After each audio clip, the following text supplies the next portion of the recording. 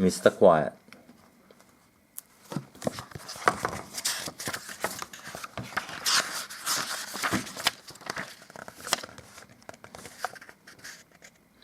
Mr. Quiet liked a quiet life.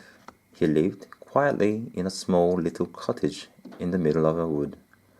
The problem was the small little cottage was in the middle of a wood in the middle of a country called Loudland. Everything and everybody in the Loudland was noisy. Oh, the noise!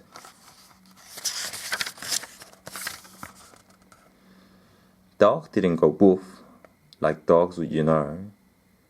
They went, take a deep breath, and woof.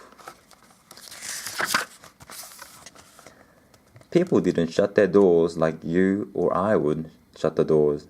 They slammed them, bang. People didn't talk to each other. They shouted at each other. Hello! They shout as they met in the street. And you've heard about something being as quiet as a mouse, haven't you? Not in a loud land. They had the noisiest mice in the world. Squeak, squeak. They roar at each other. Mr. Noisy would have liked living in the loud land. He'd have loved it, but Mr. Quiet didn't. Noise frightened him, so he stayed in the cottage in the middle of his wood as much as he could.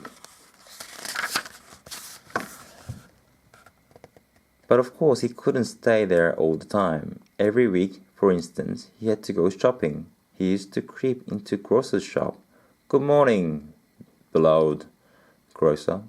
"What can I do for you?"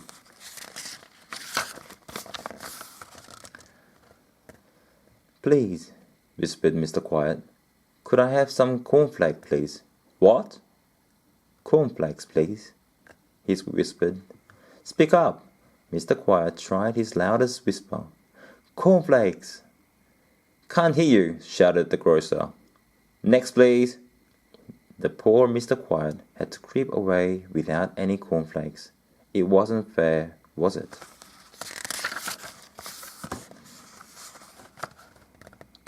He crept into butcher's. "Please," he whispered. I'd like some meat." The butcher didn't even hear him. He was humming to himself, loudly and fiercely. Mr. Quiet tried again. "Please," he whispered. "I'd like some meat." But the butcher started to whistle. The sound sounded more like a burglar alarm than a whistle. Mr. Quiet fled, empty-handed. It often happened, which probably explained why he was so little. Poor Mr. Quiet.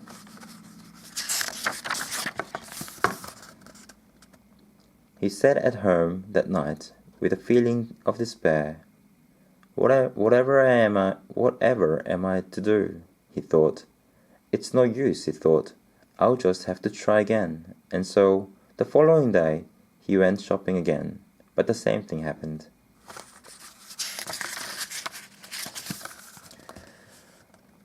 "Can't hear you," thundered the grocer. "Next, please." "Can't hear you," bellowed the greengrocer. "Next, please." "Can't hear you," roared the milkman. "Next, please." "Can't hear you," boomed the butcher. "Next, please." Oh dear, Mr. Quiet went home and went to bed, hungry. The morning after, he was awakened by a noise which sounded like a bomb dropping. It was the postman knocking at the Mr. Quiet's door. Bang, bang, bang, bang. Mr. Quiet went and opened the door. "Morning," shouted the postman. "Letter for you." Mr. Quiet took the letter into his kitchen. He sat down to open it. He waited until the noise of the postman's footsteps died away. Clump, clump, clump, clump, clump, clump, clump.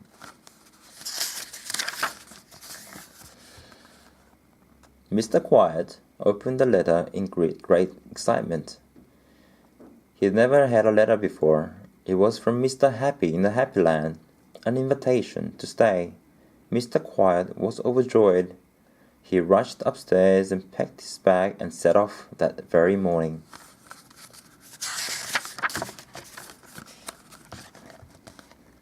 It was so late when he arrived on Mr. Happy's doorstep. He knocked on Mr. Happy's door. Tap, tap, tap.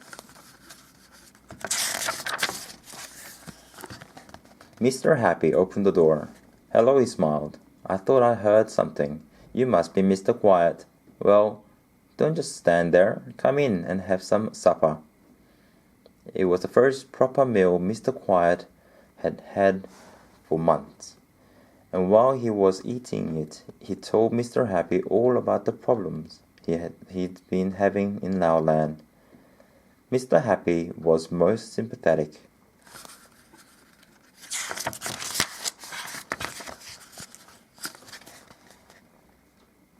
Over breakfast the following morning, Mr. Happy told Mr. Quiet that he'd been thinking about his problem. I think, he said, that under the circumstances, you'd better stay here in Happyland. Mr. Quiet's face lit up. And continued Mr. Happy, we'll find you a house. And he went on, a job. Mr. Quiet's face dropped. I'm not very good at jobs, he confessed, because I'm too quiet.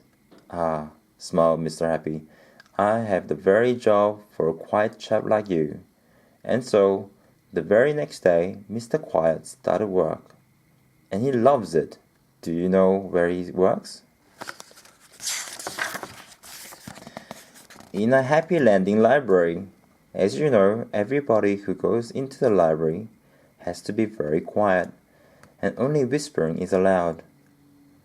What a clever idea of Mr. Happy's, wasn't it? And these days Mr. Quiet is as happy as he can be. Why? The other day, do you know what he did on his way home from work? He was so happy he laughed out loud. Can you imagine?